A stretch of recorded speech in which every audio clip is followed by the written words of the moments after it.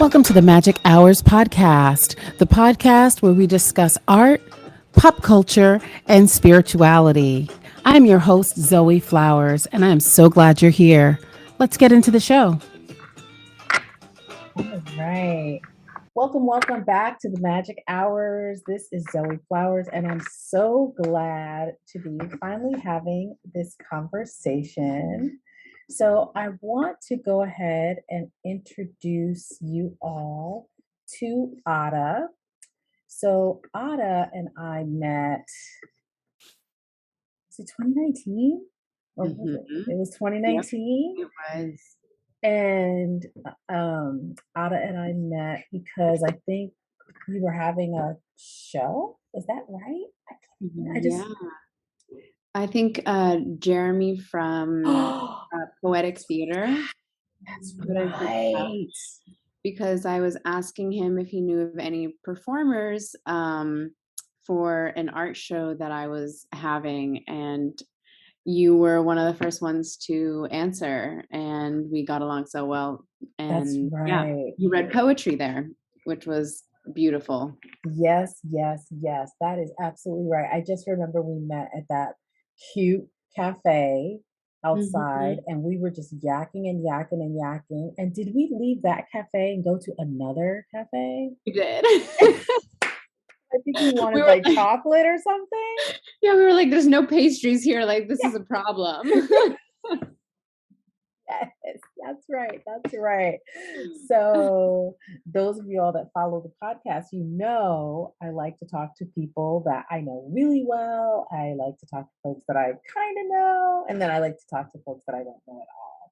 And so, obviously, Ada is one of those people that I know, but I feel like I could just learn more and more and more about them. So, Ada Reso was born in, is it Tirana?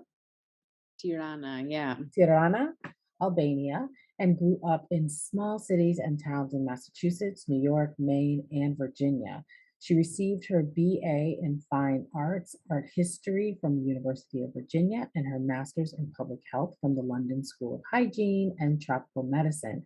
She has worked as a health educator in Guatemala City and as a qualitative researcher in New York City. As an artist, she works in photography, performance, and mixed media.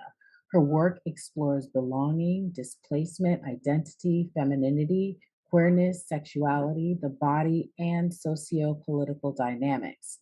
She also practices performance, mixed media, and conceptual art. Ada currently lives in Brooklyn and is working on a project that exposes the legacy of slavery in New York City with her girlfriend, Elsa Eli Waithe, and co-conspirator Maria Robles, called Slavers of New York.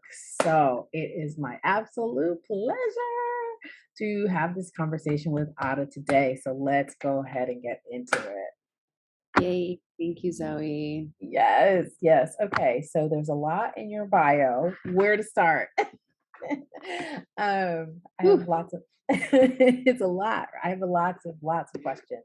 So I Mm. guess I'll start with like as you walk through the world, how do you see yourself um, as you walk through the world? Hmm. Well, I'm a Taurus sun, Taurus moon, and Aquarius rising. So, like, I feel like my life is often categorized by um, this search for both security and safety, my Taurian roots, and then also like um, revolution and non and freedom. Like Yes. my Aquarian self is always looking to center um, like my values of like collective like collective work, care, um equality, justice, whereas like my Taurian self is like, "Ugh, just learn about Bitcoin already." Maybe that's my Aquarian side. But I often feel like my life purpose is to just feel as free as possible. But that comes with a lot of sacrifice. And I also feel um, like as an artist, I think my work as an artist really um, is the way have that I express that sort of Aquarius rising, like the need for imagining new worlds, new possibilities. Um, yeah, did I answer the question? You did. And that's so interesting. I was just listening to, so one of the podcasts I love is the astrology podcast. And they started this series where they focus on a sign every, Mm. at every month. And so obviously we just left. Well, I guess we didn't just leave Taurus season. I mean, I had a really amazing Taurus season, much more than Gemini, which I have a Gemini, right? I have a Gemini moon. So I thought I Oh, was going to have an amazing Gemini season. And it was just like, meh. But because Taurus season was so good. And mm, so one of the things they talked about is the revolutionary side of Taurus. mm, We have mm. some very famous Taurus organizers. Interesting. Yes. And so don't sleep on your Taurian um nature, Mm, because yeah, Taurians can be pretty revolutionary as okay, well. Yeah, I great. love that. I love that. And but what a mix though, still. I mean, that's wow. That moon and the sun, and then the Aquarius is like, yeah, and we also want freedom, Mm. mhm, for the collective. We love that. We love that. What other placements you know about that you have that we might find interesting? Hmm. Well, my Mercury is also in Taurus. Okay. And then I think both my Venus and Mars are in Pisces. Okay. And I have a friend who's super into astrology, and they sort of did this interesting interpretation of my chart where Hmm. it's like they get like the sign that most influences you Mm-hmm. based on your chart, and actually it's Pisces Uh, for me. So that was something really interesting to discover because I do feel like I'm a very emotional, sensitive um, type person, and sort of realizing that I had a lot of influence of water was like, oh, well, that makes sense. mm-hmm. Um, yeah, those are the only, that's the only other thing that I think that I can think of that's like kind of interesting about my chart. It is interesting. That Venus in Pisces and that Mars in Pisces is also very, very interesting. I just heard about that too, that overall chart reader on the same podcast last weekend. So I definitely want to delve more into that too and see what my ultimate chart ruler is. Mm, So I love this mix of security, but it's kind of like I'm hearing with security for all, not just security for the self, and freedom for all.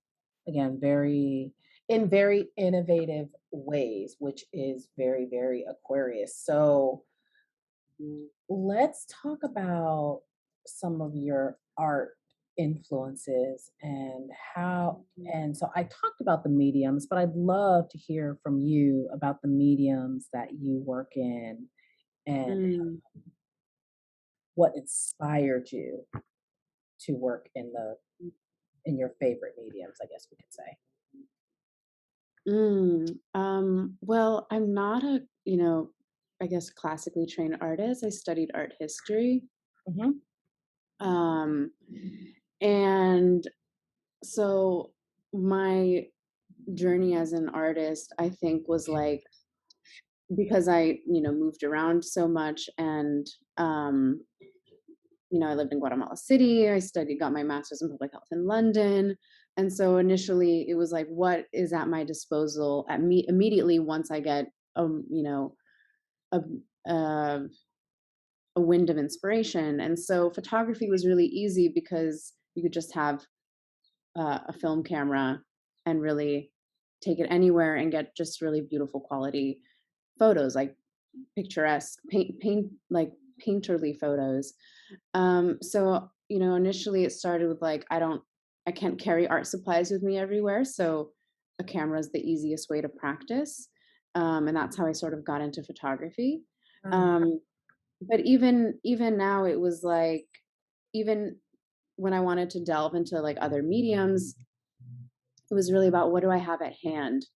And so, like, I do a lot of like, I find objects, I collect them, I keep them around for a few years, and then I'm like, oh, wait, these can go together. And mm, like behind me, I have a sculpture that I'm working on with, there's a bottle of pain cream in it, and this, you wow. know, flower that you can find in the Albanian Alps, like in higher altitudes, that's called like the eternal flower or the immortal flower because it it looks the same when you pick it and when it's dried. The yellows in it is super vibrant.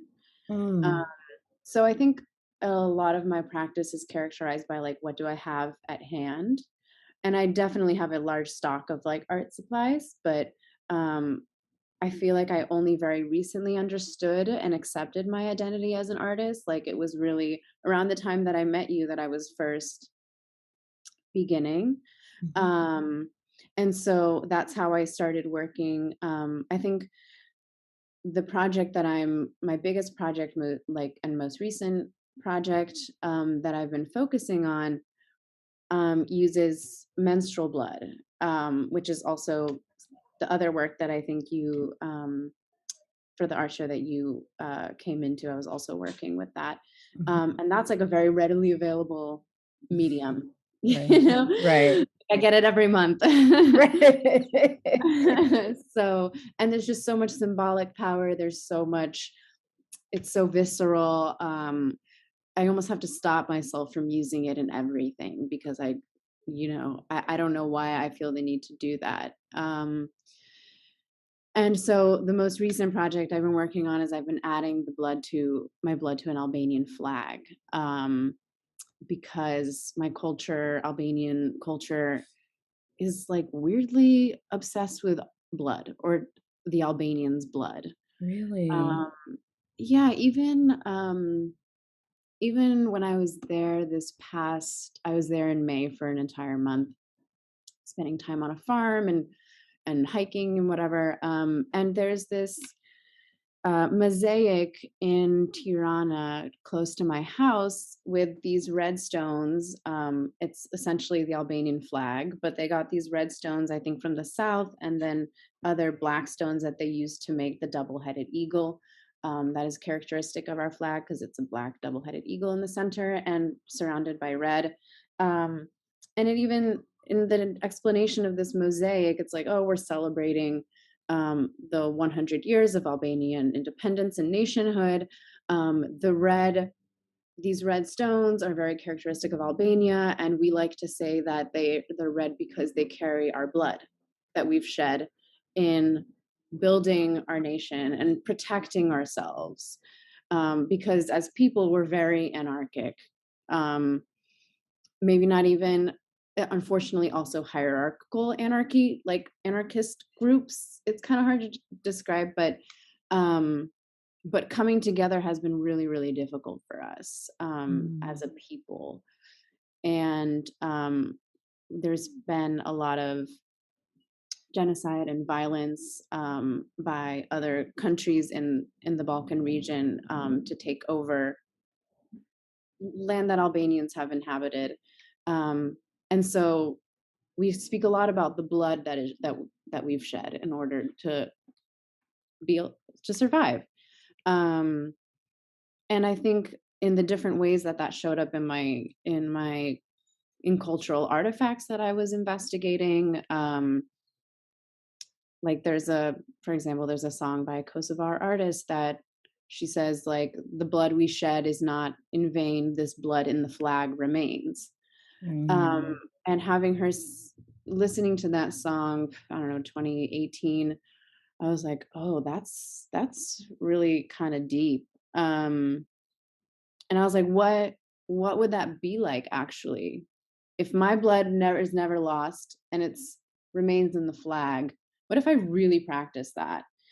And so or attempted that, like what would happen? And it was interesting, but what has happened now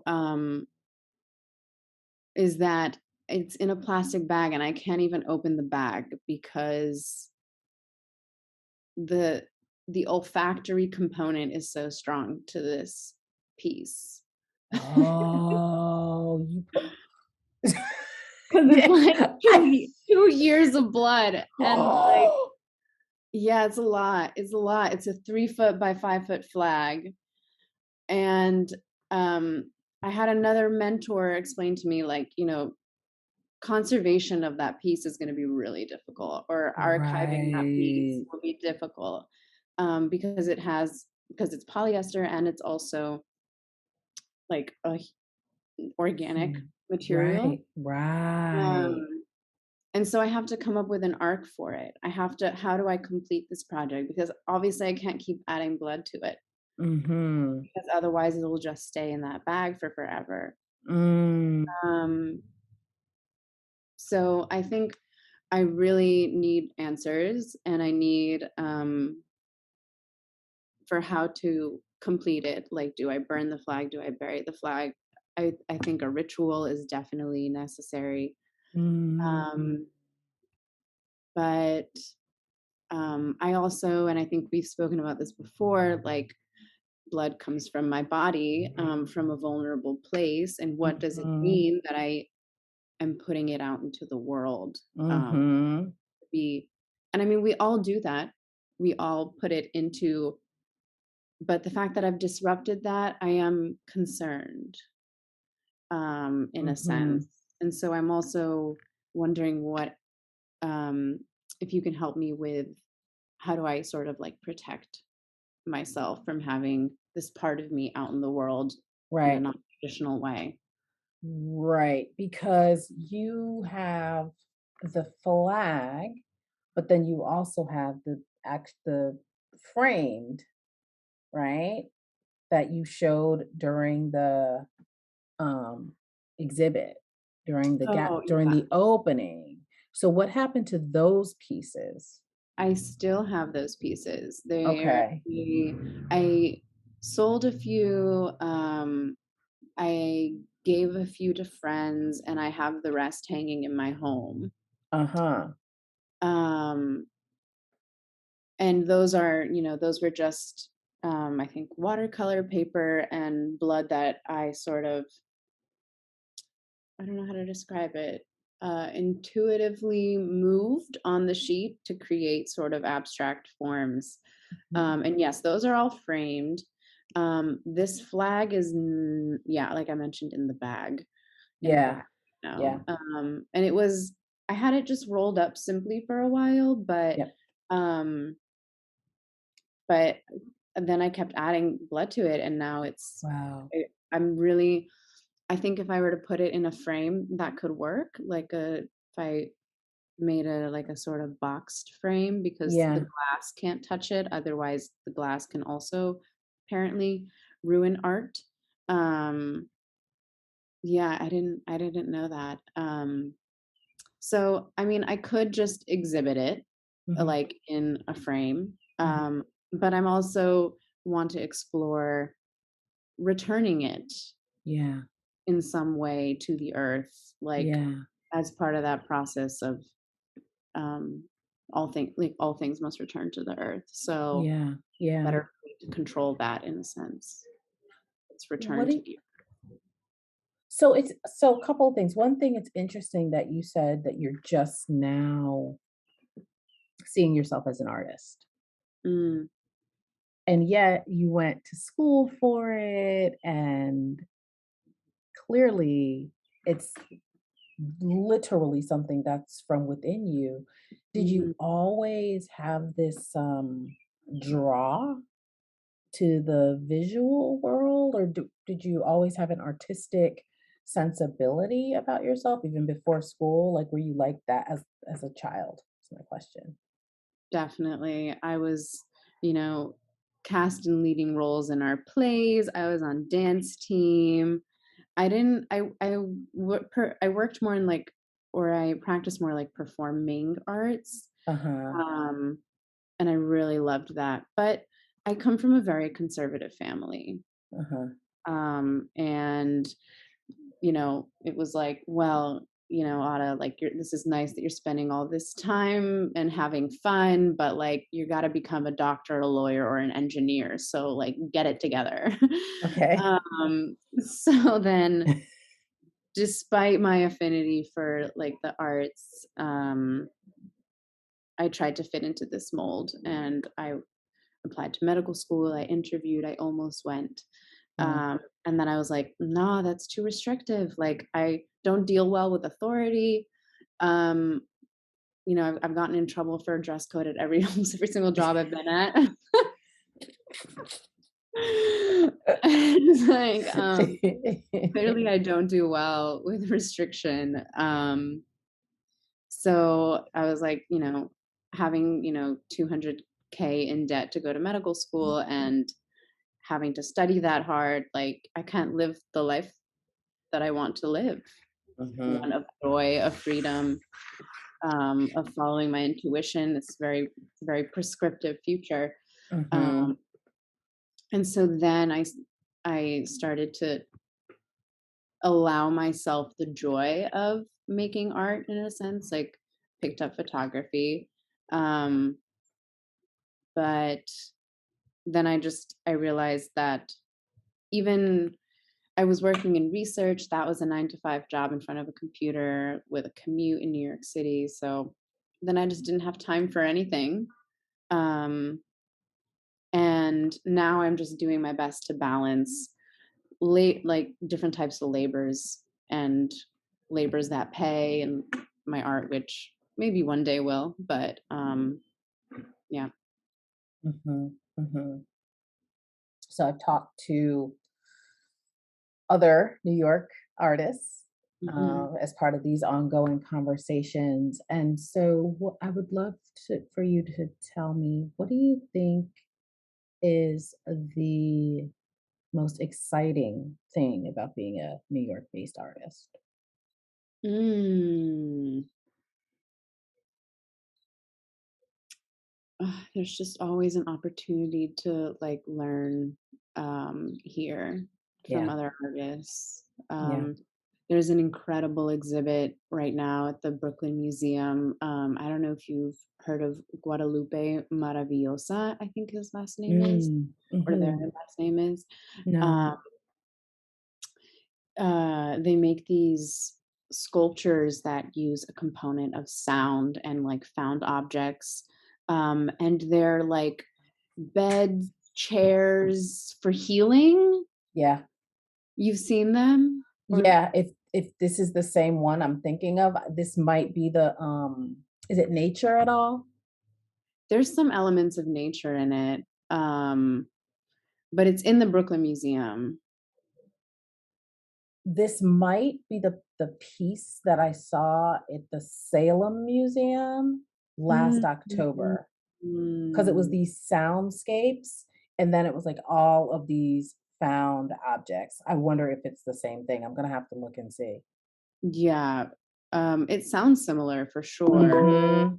Mhm. And this exhibit only recently got here, so it's possible that it was, um, and it seems appropriate. They're very, very witchy or Mhm. warlocky or wizardy or magical. Yes. Um, Yes.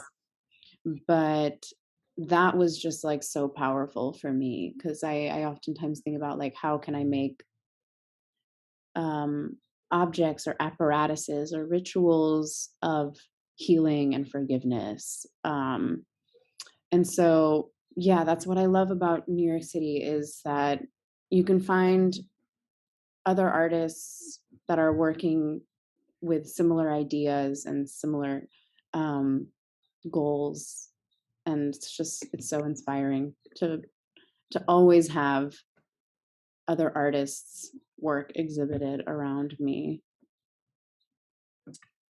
And, thinking back to your bio about this theme of displacement, Mhm. and I'd love to know where that comes from. If it comes from living in different places, or does it come? I mean, just being an artist, we always feel like that anyway. So part of it is that, but I'd love to hear your take on displacement. Mm. Um, yeah. So I think having been born in Albania, um, and having come to the United States, like Albania at the time was very isolationist and authoritarian. The only modern equivalent that we have today is North Korea. So Albania was what North Korea is now, like so difficult to go in, very difficult for local people to come out. And so my parents had a very restrictive mindset, or even my community has a very restrictive mindset that we're still trying to overcome. Um, and so even though I had come to the United States, it felt like I was growing up in this authoritarian, like traditional Albanian household. And there was a lot of emphasis on who we were. We were Albanian, we were not American.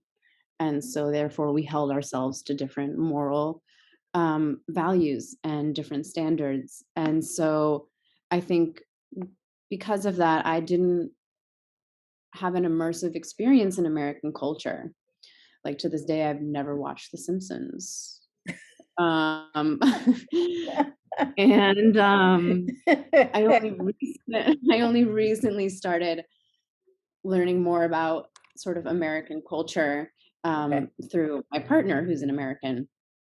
Um, and but then when I went back to Albania for the first time, we sought political asylum, so we had to wait a really long time to get our documents to even be able to leave the United States. And so when I turned 18, I went for the first time to Albania, and I would go often, and I still go often. But when I go, people are like, "Oh, are you really Albanian? You're kind of American, like, right? Like you lived Mhm. abroad. Just Mhm. go stay over there. Like you escaped. Your family Mm. escaped. Like what are you doing coming back? Like go be American." Um, Not go be American. Not go be American. Oh, no.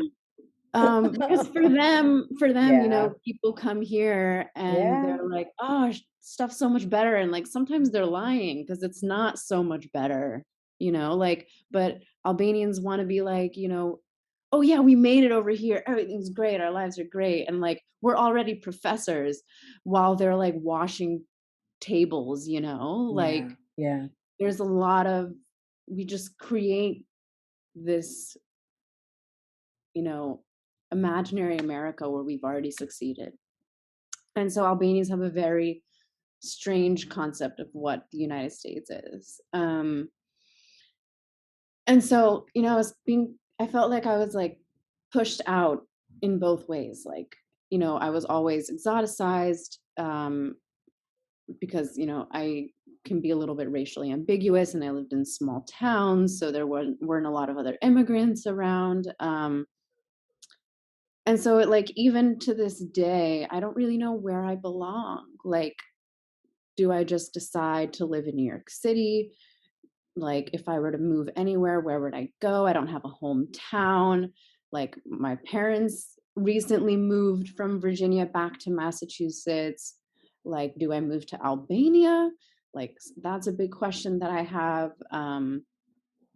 So just a lot of my um, experience lends itself to one of being like a migrant, like having moved around a lot, not knowing where home is, not um, knowing how to necessarily like find my community, my people, um, and the flag that I made was also a part of trying to.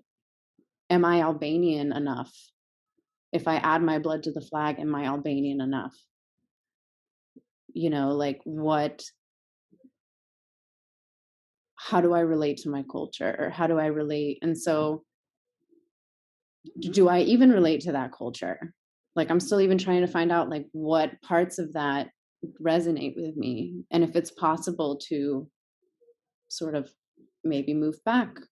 Um, Mm, so that's uh, a little bit about my sense of displacement and how I explore that in some of my work. yeah, and I'm sure that thank you for sharing that, and I'm sure that people listening can relate to that. I definitely can relate to that sense of where is home. Mm. Um, and also I feel that as you were talking about Albanian people wanting America to be better, I feel Mm. like that's very American. Mhm. Like, aren't we all like, aren't isn't that what the influencers are doing? Like taking pictures in front of fake jets and things like that. Like it's very. Mhm. And so what do you feel has the capacity to ground you at this time? Oof. Because so many of us are looking for rootedness and groundedness. And so I'm not going to say what grounds you, right? Because we're all figuring it out. But what has the capacity? Like where are you turning right now? Mm. I have 8 tomato plants in my front yard. Oh, And I I haven't even love asked the it. landlord, so I might be in trouble, but if I offer them tomatoes, maybe it won't be a problem. Um, I don't wanna say anything else that could potentially get you in trouble with your landlord, but that tomato that I saw in the beginning before we were online, did that come from your Oh, right. garden? No, no, no, not yet. There's still I just had a few of them flower and produce fruit, but they're not ready yet. No, those are just other Okay, tomatoes that I bought in the okay, store. okay. So I think plants root me a lot. Yeah, Um, of course. and I think this is like a practice in, like, could I be, a rural queer? Could I have a farm somewhere and live my queer life? This was the first experiment, is if I can grow these 8 tomato plants, if I can grow delicious tomatoes here, then I can grow them anywhere. So That's right. Yeah, yeah.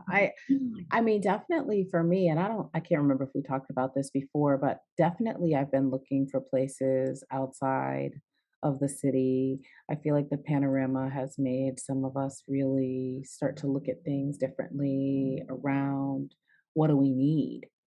For me, it was a big deal to think about, and still, what does it mean to be an artist not living in New York? Because literally, I spent my whole life wanting to be an artist who lives in New York. Like everything was around moving to New York City and being an artist. Mhm. And there's nothing like a panorama Right. to make you be like, do I really need to live in New York City to be an artist?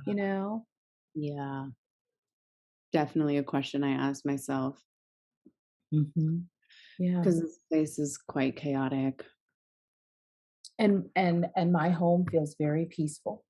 My Mm, little apartment feels so I don't mhm, feel the chaos. And also though, yesterday I was like, damn, today would be a perfect day to be on my back porch. mm, Like it would be perfect to be somewhere where I could just be in my backyard, like surrounded by beauty mhm, and mhm, quiet if I want it. So it's mhm. that redefining what is needed in this time. Absolutely, Mhm, mhm, absolutely. mhm. I love if I can grow these 8 tomatoes. Yeah. Yeah, and it's also that if you can make it in New York, you can make it anywhere, right? So, we That's can how the go saying anywhere. goes. Yeah, Yeah. we can go anywhere. So, let's do the reading and then we'll come back around and I'll ask you just a few more questions. Great. All right. So we want to do an overall theme. You kind of mentioned some things that maybe you wanted some clarity on. Do you want to focus on those things? They're not 100%, those questions aren't 100% like still in my brain, which is good. Mhm. Or do you have something else? Mm. Yeah, I'd love clarity on the development of my art Hmm, and sort of what I need to do. Um, I guess, hmm, yeah, how can I develop, how can I, what guidance can I have to continue to develop my art towards the highest good great of question. all? Great Yeah. question.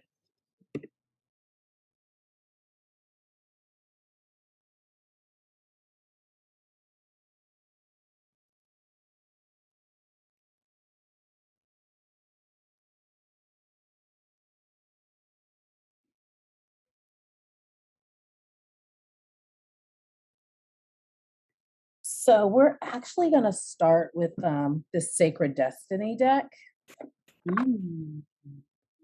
And maybe the Mystic Martians. We'll see. Ooh. But let's start with the Sacred Destiny around this question of moving the art forward. So, Spirit, what is your guidance around moving the art forward? And Ada, could you just do me a favor and just say your full name 3 times as I shuffle, please? Mhm. Ada Reso, Ada Reso, Ada Reso. Thank you. And we just invite Adorasos most enlightened ancestors and spirit guides into this conversation to provide them with the information, inspiration, and confirmation that they are looking for. Zoe Flowers, Zoe Flowers, Zoe Flowers.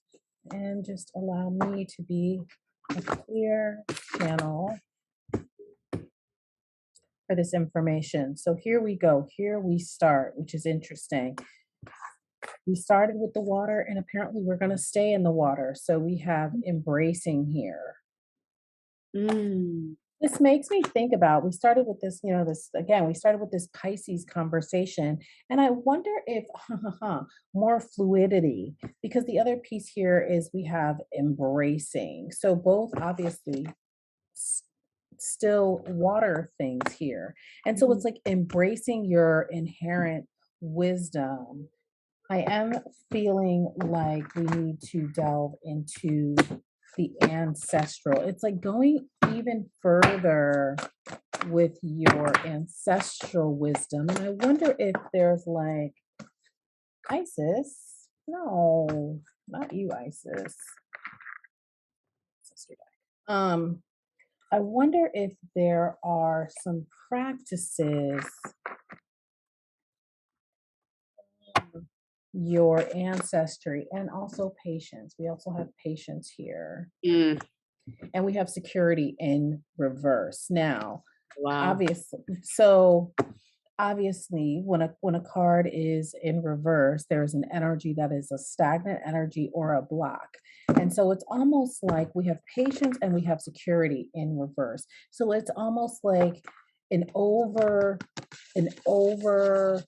attentiveness to security, which of course, I mean, we're Taurus, like, of course, like your Earth, right? I have a Capricorn rising, like, I get it, right? Like, we're always going to be like concerned about, like, I Mm. like to see my checking account go one way in one direction, period.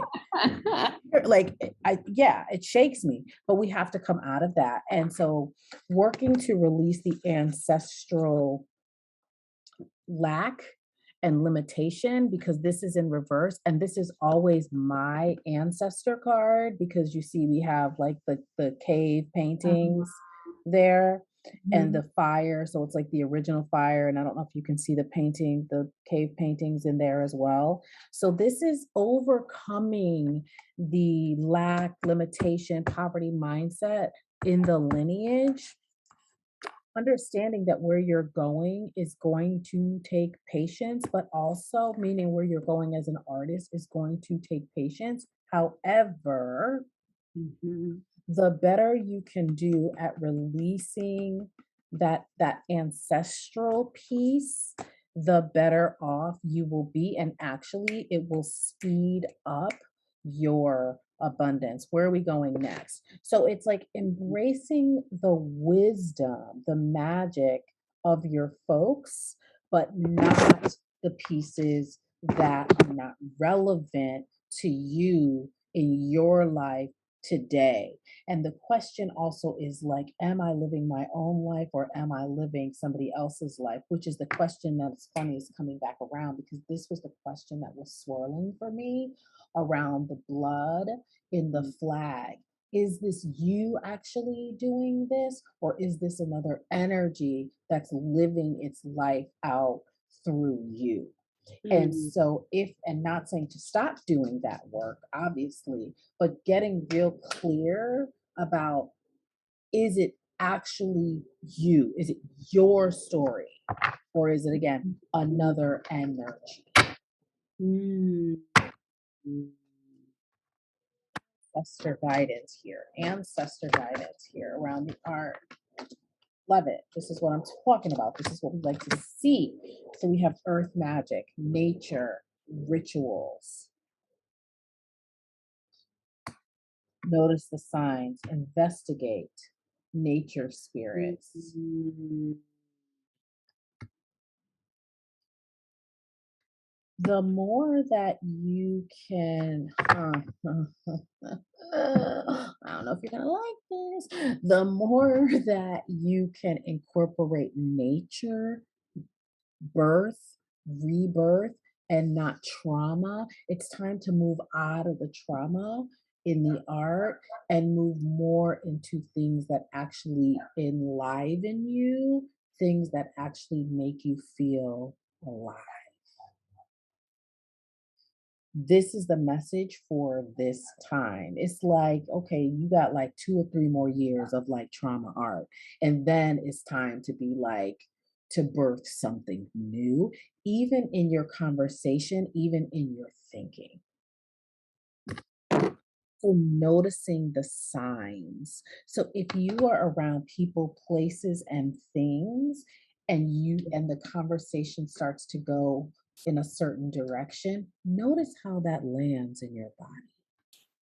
Mm. Notice what enlivens your body and notice what brings your energy down. I'm going to stop right here and you can ask me questions. Mm.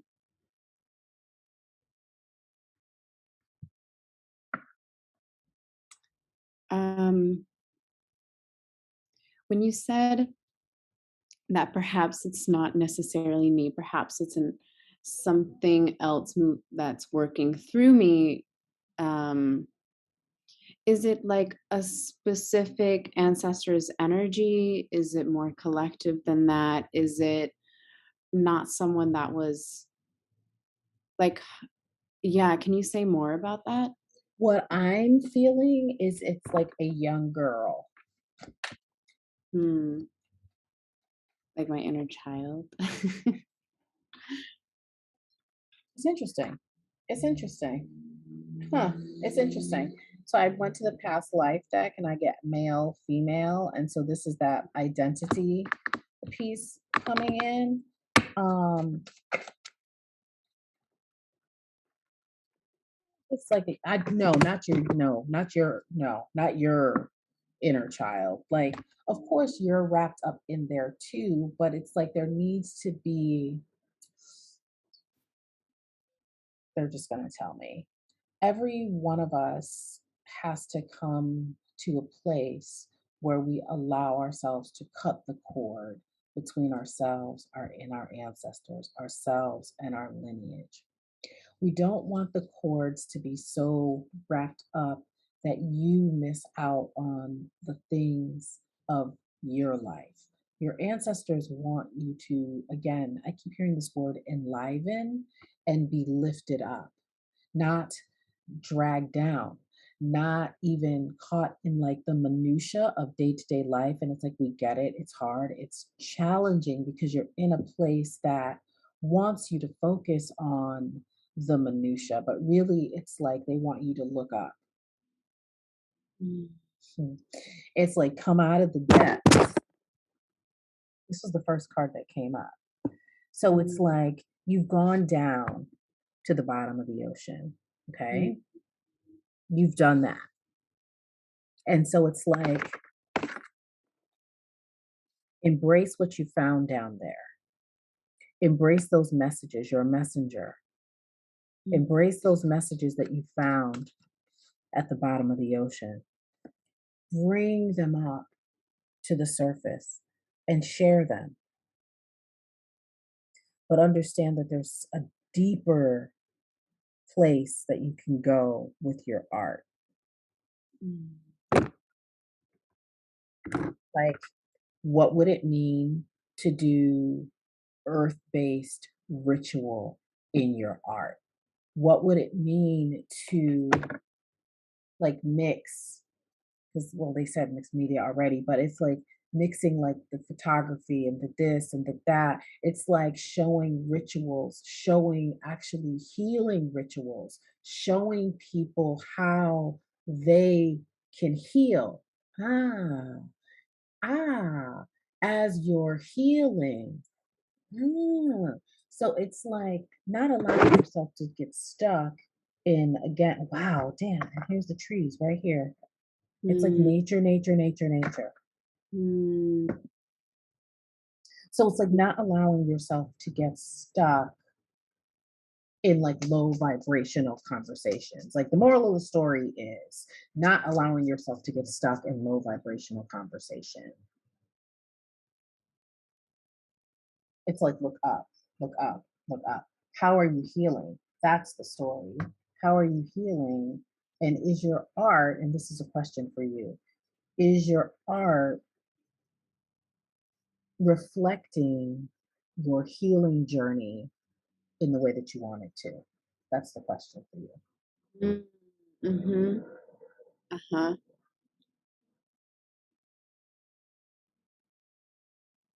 So it's Yeah, like, what? Go ahead. yeah, I'm definitely as you're speaking, I'm like, I think I am getting some confirmation on an idea that I had to complete the flag project. Okay. And I do think that when you said looking up, I thought about smoke. Um, and so and to not be dragged down, to not look down. And it made me think about, I think that this flag needs a burning ritual. And then with the ashes, I will have another answer and another potential. Like it's like whatever like yeah, there's always more to be done. There's always more healing to be done. Right. And like, matter is neither created nor destroyed. That's right. And That's so, right. here's the blood, turns into a flag, turns into ashes. What do the ashes become? What do I do with that? Do And I what I do, leave that? Do I keep that? Like what? Yeah. what I do love is that this was the fire here as well. Wow. Now I'm gonna go to the tarot because, and this is just Zoe. So typically, I always say if it's me or if it's like I'm channeling. So for Mhm. me, I have concerns about burning, burning just because of the blood, but that's just me. So um, let's see what the guidance is here. Mhm. And they want a cleaner deck, so we're not going to use the crows. We're going to go with the beautiful, lovely other kin because it's just a lighter energy. Mm. And Right. so it's like, okay, so they're saying it's fine to do the burning if it's like if it's surrounded in light and love and honey and goodness and dance and this and that and not like serious, like No, it would not be serious. yeah, like Uh, it's gotta be like whimsical, like these cards. These cards are whimsical. right. So what's the most likely outcome of burning? Way too many cards. I'm gonna get real clear on this one.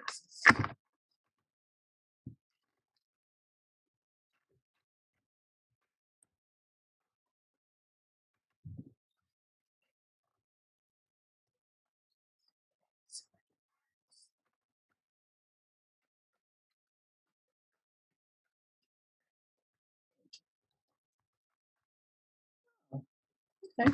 Eight of Wands. That's interesting. Interesting. Mm, That's a good card. A bad card. What else do we have? That's interesting. So that's like news. That's like fast moving energy. mm, Huh. And then okay, one more. Yeah, enough from this stuff. What else do we have about this flag?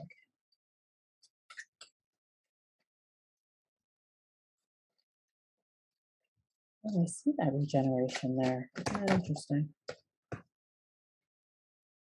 Oh, okay. All right, great. I like this. Okay. So we have the Eight of Wands. So we know that that is, fast moving energy, things moving. And so that's good. So and also we have the Seven of Cups. So we know that this can be a card of distraction, like so many ideas, so many things to do, right? But it's like, again, not getting caught in the minutia, not being distracted even by that. It's like, okay, I'm going to make the decision and I'm going to do it. We have stubbornness in reverse, right? Which mm, is good because we know that donkeys can be very slow, very plodding, right? Very obstinate. And so this is like a releasing of that energy, and then we also have sheep follow in reverse as well. mm, So it's like an opening, a releasing of stubbornness, and also moving away from following and moving more into a leadership position. Does that make sense to you? mhm, Closing one chapter. mm.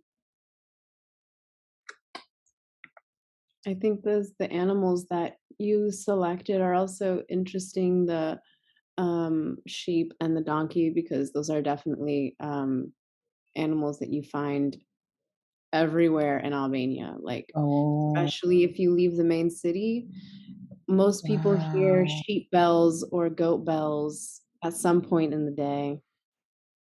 Mhm. And so it's again, so it's like a releasing of that, again, a releasing of that energy. Huh. And then you said the sheep and the follow. And so, like you were saying, like you have a problem with authority, as do I. We do not like to be told what to do. And so, this again is like you even more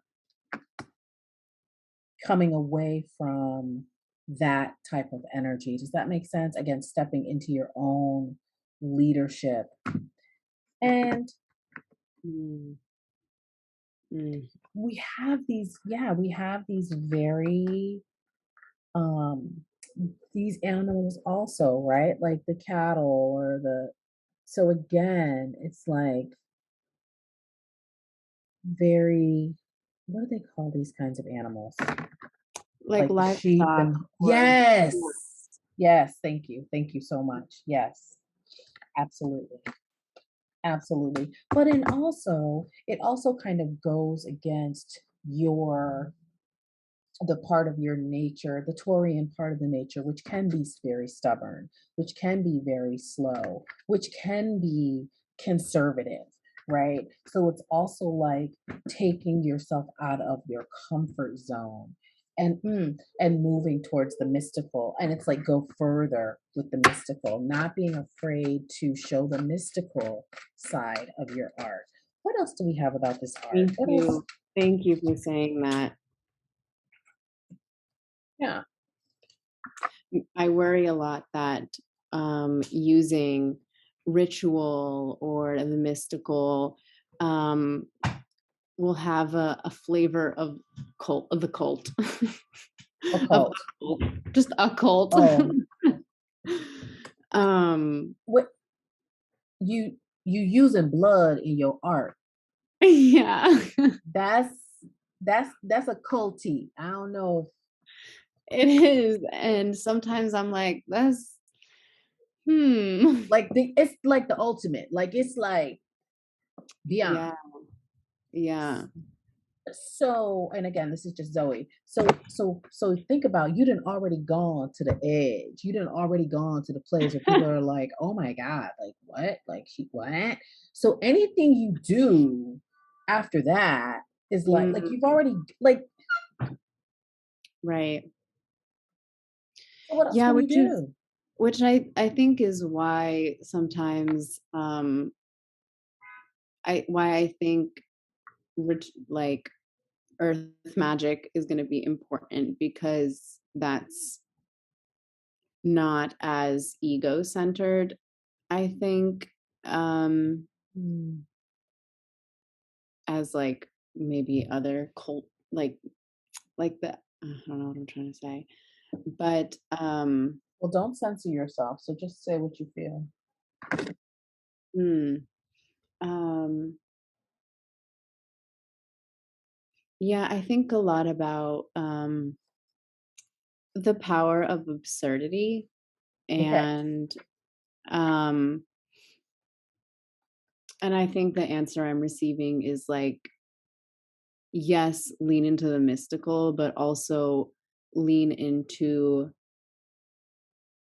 I guess like possibility um and also a sense of absurdity. Like you're saying keep it whimsical, keep it light. It doesn't have to be a serious thing. And I oftentimes think about how when we think about ritual, it's like this heavy practice Mm-hmm. of connection and um like how can I lean away from that so Mm-hmm. that it doesn't feel heavy or culty, Mm-hmm. or if it does feel culty, is it funny? Does it Yes. bring humor? Does it bring Yes. lightness? Um, does it bring playfulness? Spirit is so funny because this goes back to this question about what has the capacity to ground you. And Mm, so it's like, what do you need? And mm, whatever it is you need, that is what you put in your art. mm. So if you need, a seven of cups that is a freaking octopus with like, which is just absurd. I mean, it's just like the silliest eyes ever. That's what you create, right? This earth magic, this like gnome person, Mhm. right? But I'm gonna read this. So let's see what it says. During the early Anglo-Saxon period, people were not able to read or write, so their history and knowledge were passed through storytelling. They believed in supernatural creatures such as elves, dragons, and invisible lines of power that ran through everything on earth. Spirits lived in the trees, rocks, mountains, rivers, lakes, oceans, and ponds. In accord with these beliefs, the Anglo Saxons used charms, symbols, talismans, herbal potions, precious stones, crystals, chants, and spells to protect them. People visited soothsayers. Cunning folk were highly respected and valued healers. The ancestors speak. Take a look at your everyday rituals and charms. Find ways of bringing some magic into your daily routine. Watch the sunrise or dip your toes in the ocean and invite the wonder and healing of nature to your world. And then the divinatory meaning is learn more about earth and water spirits and how you can connect with their energy in and around your environment. And then it says go to a place of nature, meditate, etc. So it's interesting. I had forgotten that it said water spirits. So it looks like even that, like with all of that water in your chart, flipping it instead of allowing it to be like heavy water, especially as we're going into Cancer season. Mhm. What would it mean to be more like a water sprite, where the sprites are like, again, light and loose and this and that, and not weighed down by the emotions? So it's like leaning into something else. Yes, that is what I have on that. Mhm. Okay, yeah, that feels confirming. Mhm. Great. Wonderful, wonderful. Other question. Hmm.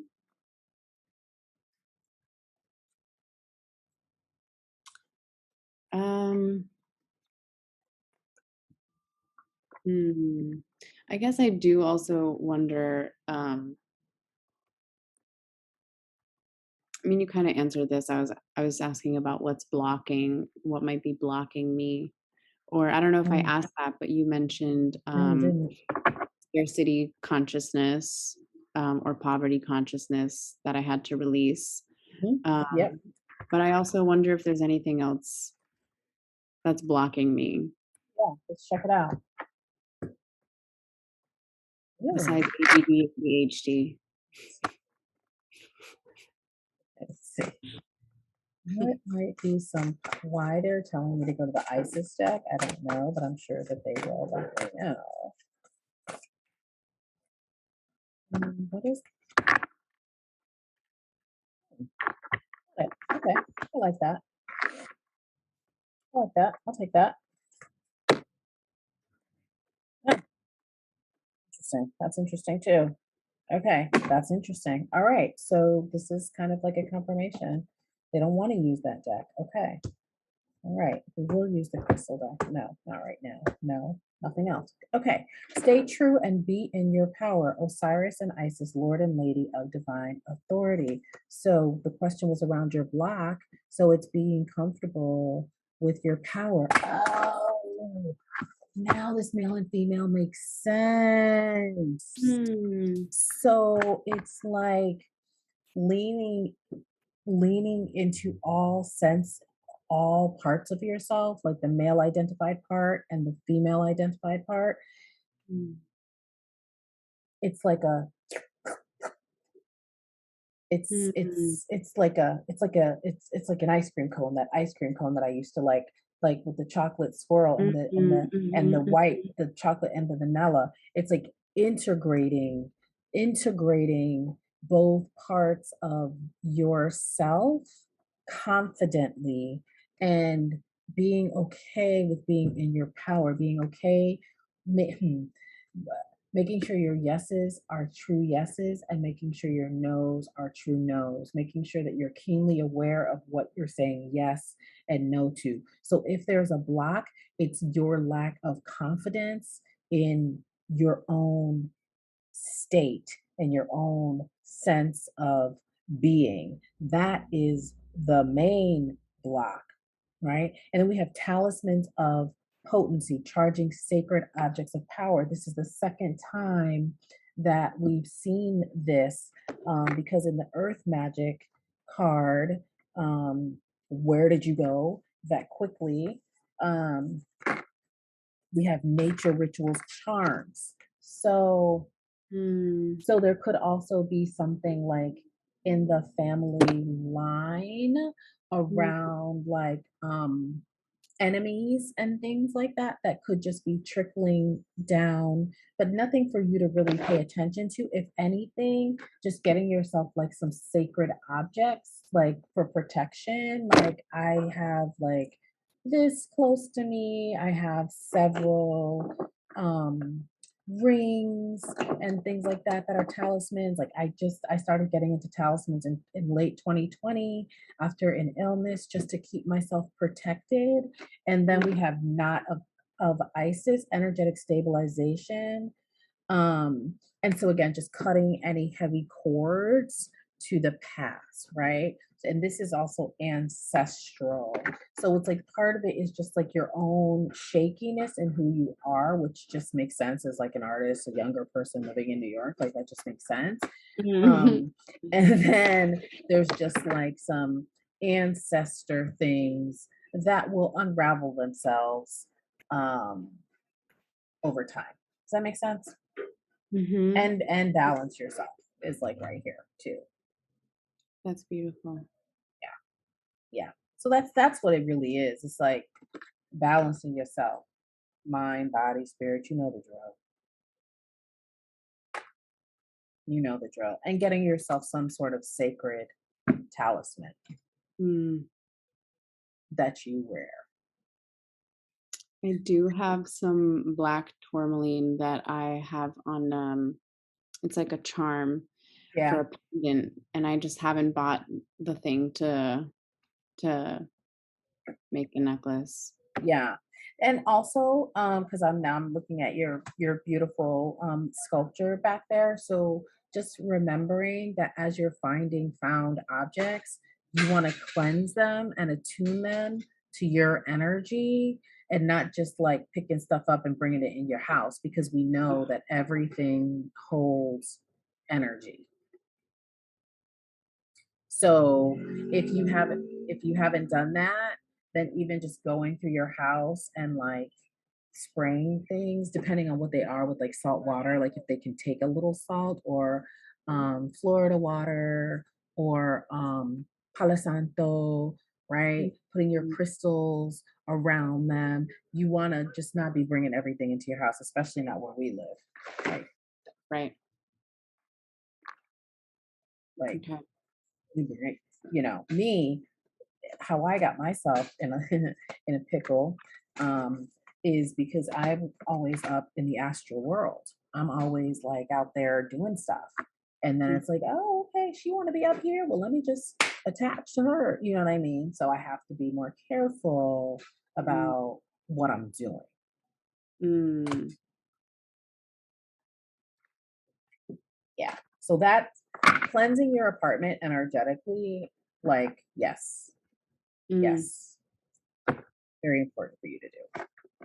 And it's interesting because like even as I said that I'm getting like a little dizzy, like a little like weirdness. So I don't know if you get like weird headache or something like that, or like just something weird in the head.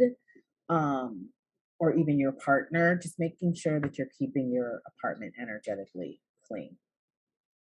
Thank you. Yeah. I mean, we definitely try to keep it like regularly clean. Yeah, of course, of course.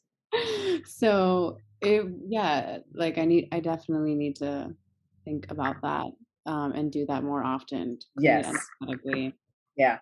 because I don't do that intentionally. I mean, I'll use Palo Santo like to freshen the Yeah. space or sort of make it, yeah, to clear like smells or whatever, but I don't use it with the intention of like energetically cleansing. Yeah, you need to do that. Like every deck that I bring in the house before I use it, except Mhm, for there's probably like two decks that I have that Spirit was like, you don't need to clean this deck. And that one was my Hoodoo Tarot.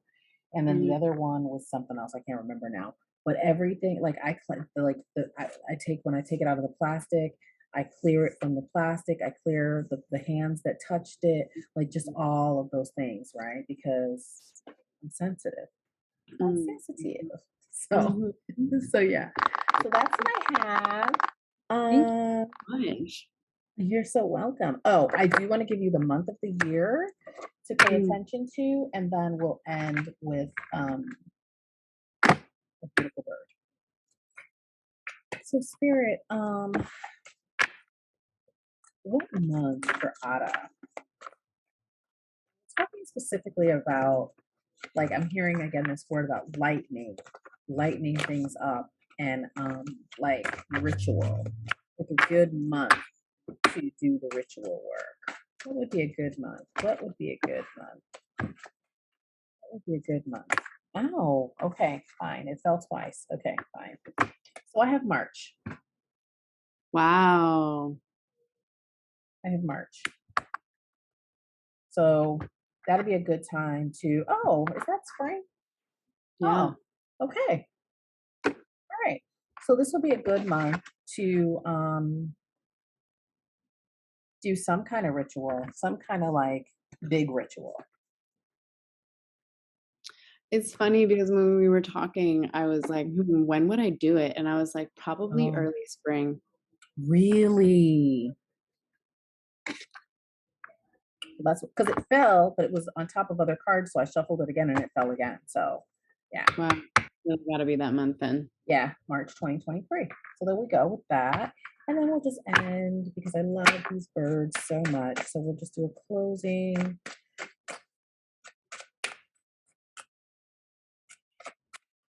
All right.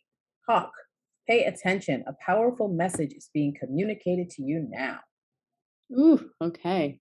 Hawk medicine. So, and then you got that other card about the signs too. Paying attention to the signs. So noticing the Mhm. signs.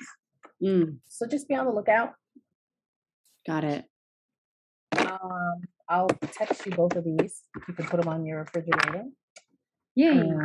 And they also want you to pay attention to like whatever was said here. Obviously, you'll have the recording because it'll be on the podcast. Mhm. Um, that's what I have. So thank you so much for Thank you so much. spending so much time.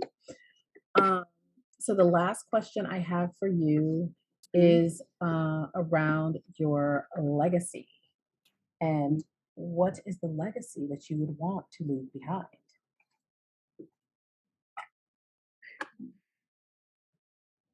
Mm, I think a legacy of practicing freedom and care. Mm, thank you. Thank you so much. And how can people keep up with you? Do you have some like a website or any information you want to share? Like if people want to find your work, what do we need to do? Um, Instagram is probably the best way to connect to me, and my Okay. handle is at ada.reso, which is just my name. Um, and I have a website. You can just type in Ada Reso, and I think it'll come up. Um, and then to follow my work with sort of my guerrilla education project around the history of slavery in New York City. That's at Slavers of NY on Twitter or Instagram. And yeah, I think those are the main places you can All find my right. projects. All right. You got it. You got all the places. So folks, please go out, follow Ada, like, share, and subscribe her work. And this is Zoe Flowers. Thank you so much for joining, and I'll talk to you soon. Bye. Bye.